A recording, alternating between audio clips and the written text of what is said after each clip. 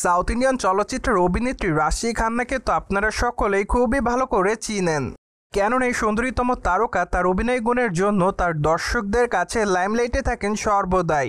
পাশাপাশি অবশ্য তার মার্কাটারি ফিগারও তার দর্শকদের কাছে অন্য লেভেলের নজর কাড়ে।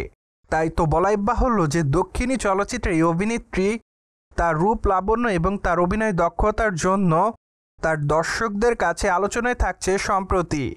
অপরদিকে বর্তমানে সামাজিক যোগাযোগ মাধ্যমগুলোতেও সাউথ ইন্ডিয়ান চলচ্চিত্রের অভিনেত্রী রাশি খান্নাকে একটু বেশিই দেখা যায় সক্রিয়। তার এভরিডের আপডেটগুলি তার দর্শকদের মাঝে করে থাকেন আপলোড। ফলে বলাই বাহুল্য যে মাঝে মাঝে বোল্ড অবতারেও ধরা দেয় দক্ষিণী চলচ্চিত্রের বিউটি কুইন।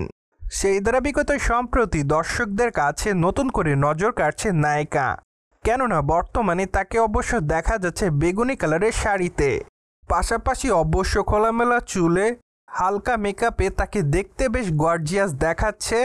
তাই তো বলাই বাহুল্য যে বর্তমানে রাশি খান্নার রূপের প্রতি নতুন করে দিশেহারা তার দর্শকরা, যার প্রেক্ষাপটে বর্তমানে তার প্রকাশ করা ছবির কমেন্ট বক্সে অনেকে তাকে ওয়াও লিখেছে, পাশাপাশি অনেকে আবার নাইসও লিখেছে।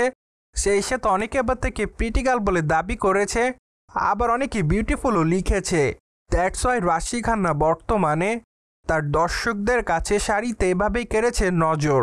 অপরদিকে আগামী দিনে দক্ষিণী চলচ্চিত্রে সুন্দরীতম তারকার হাতে রয়েছে বেশ কয়েকটা চলচ্চিত্রের কাজ।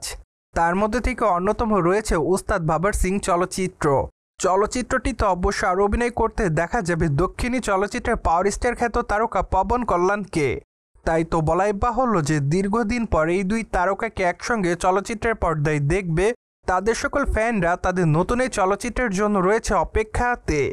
পাশাপাশি অবশ্য মাত্র কয়েকটা দিন আগেই উস্তাদ বাবর সিং চলচ্চিত্রের সম্পূর্ণ শুটিংয়ের কাজ হয়েছে শেষ, যার প্রেক্ষাপটে বর্তমানে এইটুকু বলাই বাহুল্য যে চলচ্চিত্রটি মেবি 2026-এ মুক্তি পেতে পারে।